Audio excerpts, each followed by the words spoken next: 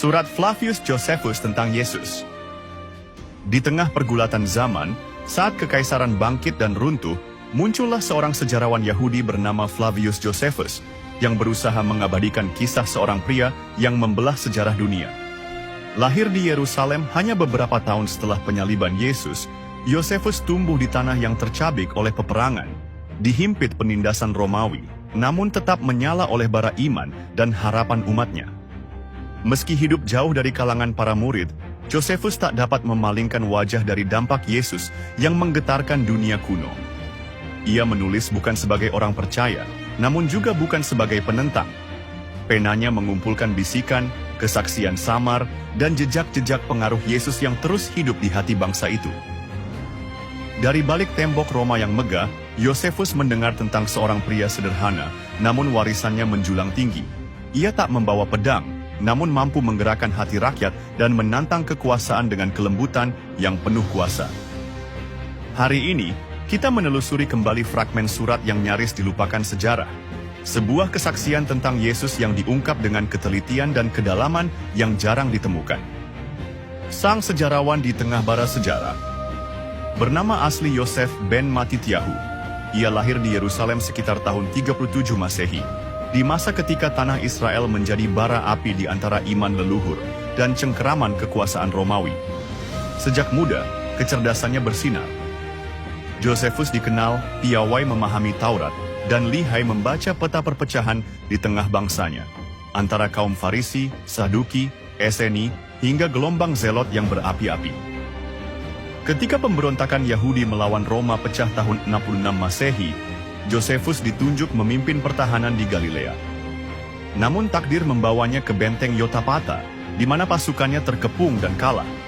Ditawan Romawi, Josephus membuat ramalan berani bahwa sang jenderal, Vespasian, kelak akan menjadi kaisar. Ramalannya yang mustahil itu terbukti. Sebagai balas jasa, Vespasian membebaskannya. Sejak saat itu, ia mengadopsi nama keluarganya menjadi Flavius Josephus, menandai babak baru hidupnya di bawah perlindungan Roma. Meski dianggap pengkhianat oleh sebagian bangsanya, Josephus justru menjadi penghubung dua dunia, Yahudi dan Romawi, dengan menulis karya-karya sejarah yang abadi. Ia mencatat bukan demi kekuasaan, melainkan demi menjaga ingatan tentang bangsanya di tengah badai zaman. Yesus, sosok yang tak terlupakan. Meski hidup dalam bayang-bayang kekuasaan Roma, Flavius Josephus tak bisa memalingkan diri dari kisah seorang pria yang terus disebut-sebut di jalanan, Yesus dari Nazaret. Ia menulis tentangnya bukan sebagai seorang murid, bukan pula sebagai penentang. Sebagai sejarawan, ia lebih memilih menjadi saksi bisu, menghimpun kesaksian yang terbang di antara bisikan rakyat dan desas-desus penguasa. Yesus, menurut catatan Josephus, bukan sosok megah dalam rupa, namun warisannya menjulang melampaui para raja. Tanpa mengangkat pedang, ia sanggup menggoncang hati orang banyak, menghidupkan harapan kaum tertindas, dan menantang para pemimpin agama serta kekuasaan Roma dengan kelembutan yang syarat kuasa. Di tengah hiruk-pikuk Roma yang gemerlap, nama Yesus terus menggema, bukan sebagai agitator politik, tetapi sebagai penggerak jiwa. Bagi Josephus, ini lebih dari sekadar fenomena sosial. Ia melihat bagaimana kisah Yesus merambat melintasi batas geografi dan waktu, menjadi bara yang tak padam, meski coba dipadamkan oleh kekuatan imperium. Lewat catatannya, Josephus menghidupkan kembali figur Yesus, sosok sederhana yang jejaknya justru mengguncang dunia. Dari Yerusalem menuju Golgota. Dalam catatan Josephus, Yesus tampil bukan sebagai pemimpin pemberontakan, melainkan sebagai pengajar tentang kerajaan Allah. Sebuah kerajaan yang tak dibangun di atas pedang, melainkan di atas perubahan hati manusia.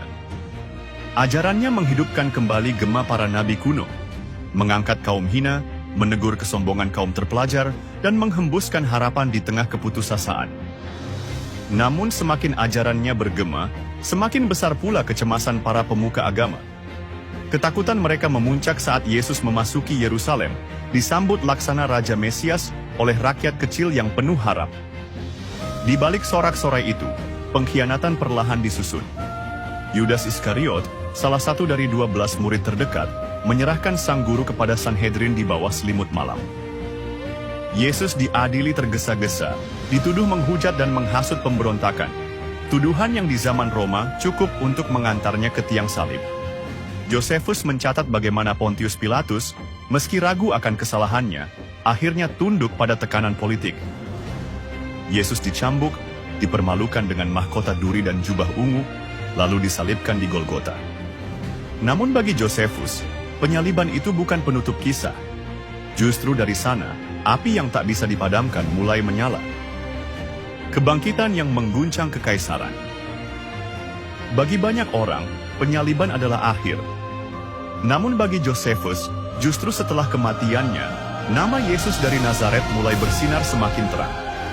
Desas-desus tentang makam kosong menyebar dari mulut ke mulut.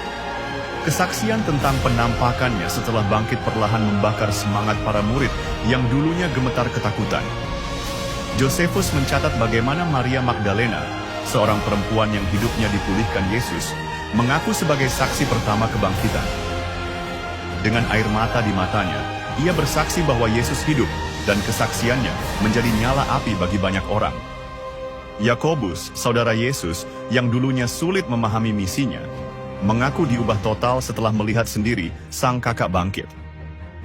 Para murid sederhana, nelayan, pemungut cukai, berubah menjadi pemberita kebenaran yang berani menghadapi aniaya. Bagi Josephus, ini bukan sekadar cerita rakyat. Ia menyaksikan sendiri bagaimana gerakan ini tak gentar meski ditekan Roma. Yesus tidak lagi sekadar tokoh dari Galilea. Ia telah menjadi pusat harapan, lambang perlawanan tanpa kekerasan, dan suara yang tak bisa dibungkam oleh kekuatan manapun. Bukan sekadar sosok sejarah, Yesus telah menjadi api yang menyala di hati umatnya. Warisan yang tak terpadamkan. Kembali di Roma, di jantung kekaisaran yang megah, Flavius Josephus menyaksikan sesuatu yang tak mampu dipahami oleh para kaisar maupun legiun bersenjata. Dalam lorong-lorong gelap di katakomba tersembunyi, berkembanglah sebuah komunitas kecil yang terus menyebut nama Yesus dengan hormat dan penuh keyakinan. Mereka tak bersenjata, tak punya kuasa politik. Namun mereka memegang teguh sebuah iman yang tak bisa dihancurkan oleh penjara, cambuk, atau pedang. Josephus mencatat bukan untuk menghakimi, apalagi mengaburkan kebenaran. Ia menulis karena tak bisa mengabaikan kenyataan. Sosok sederhana dari Nazaret ini telah melampaui batasan ruang dan waktu. Hidupnya, kematiannya, bahkan klaim kebangkitannya telah membelah sejarah menjadi sebelum dan sesudahnya. Mungkin bagi Josephus, misteri Yesus akan tetap terselubung seperti bintang di balik kabut sejarah. Namun satu hal baginya tak terbantahkan, pengaruh Yesus lebih kuat dari kekuasaan Roma. Dalam keteguhan para pengikutnya, dalam harapan yang tak kunjung padam, Josephus melihat api yang bahkan dunia tak sanggup memadamkan. Warisannya terus berdetak di jantung sejarah, dan detaknya masih terdengar hingga hari ini.